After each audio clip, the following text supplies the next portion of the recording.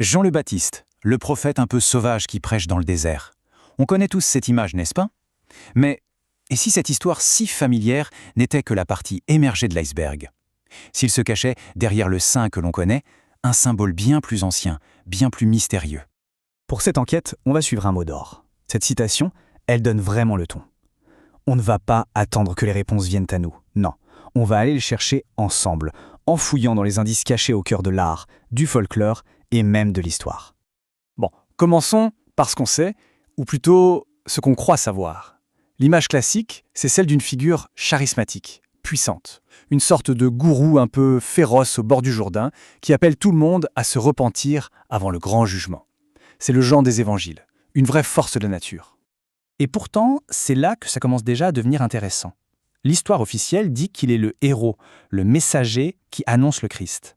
Mais cette idée de messager divin, elle fait écho à une figure païenne beaucoup plus ancienne, Hermès, le messager des dieux grecs. Simple coïncidence? Peut-être pas. Et cette connexion, regardez comme elle est superbement illustrée dans le fameux tableau de Léonard de Vinci. Ce n'est pas juste un portrait, c'est un véritable message codé. Le doigt qui pointe vers le ciel, bien sûr.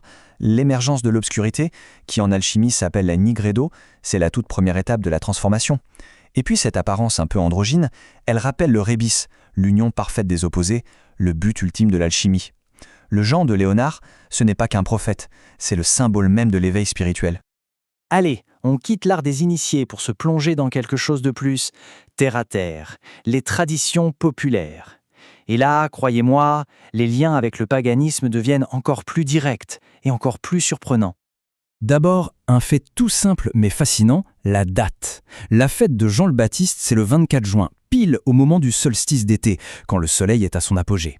Une date qui, bien avant le christianisme, était un moment de grande fête païenne. Ce n'est absolument pas un hasard. L'Église a, très intelligemment, superposé sa propre célébration sur un rituel bien plus ancien. Et cette connexion ancienne, on la retrouve carrément dans une vieille chanson populaire anglaise. Elle raconte l'histoire de John Barleycorn, qui est en fait une personnification de l'orge, et donc de la moisson.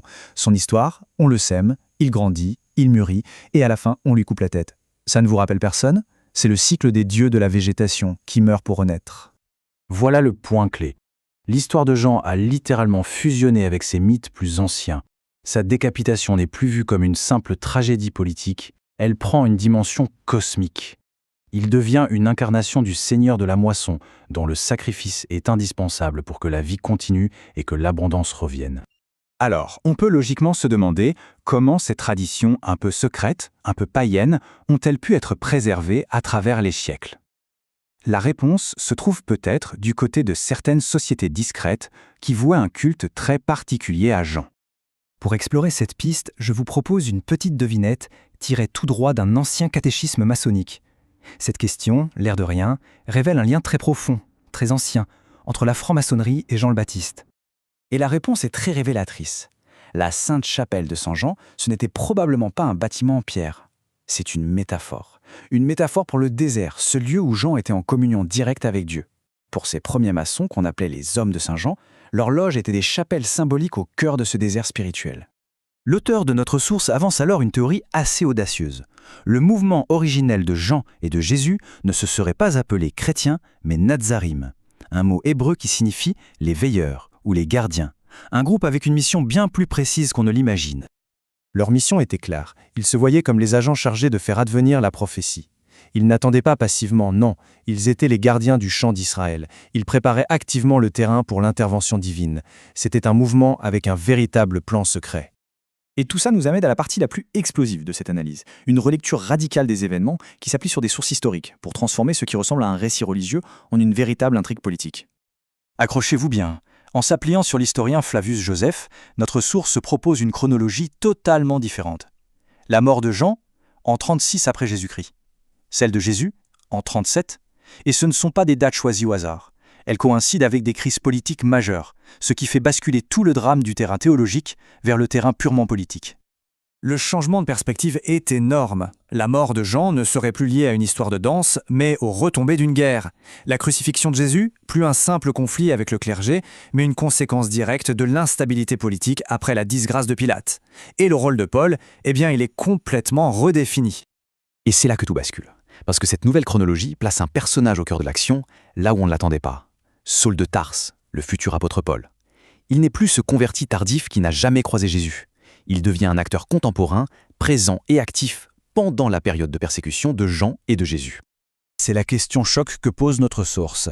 Si Saul persécutait activement le mouvement des gardiens, est-il vraiment impensable qu'il ait joué un rôle direct dans l'élimination de ses leaders ? L'idée est vertigineuse, celui qui allait redéfinir le christianisme aurait-il pu, avant cela, participer à la destruction du mouvement originel ? Alors, si on résume, on est parti d'un saint et on termine avec une énigme historique. En grattant les couches de la religion, du folklore et de la politique, la figure de Jean le Baptiste se métamorphose. Il n'est plus seulement un précurseur. Il devient une figure complexe au centre d'une lutte de pouvoir, dont l'histoire, finalement, a peut-être été entièrement réécrite. Et tout ça, ça nous laisse avec une pensée finale. Si une histoire aussi fondamentale que celle de Jean le Baptiste peut cacher autant de couches secrètes, combien d'autres récits qu'on tient pour acquis mériteraient peut-être d'être réexaminés de plus près ? La question reste ouverte.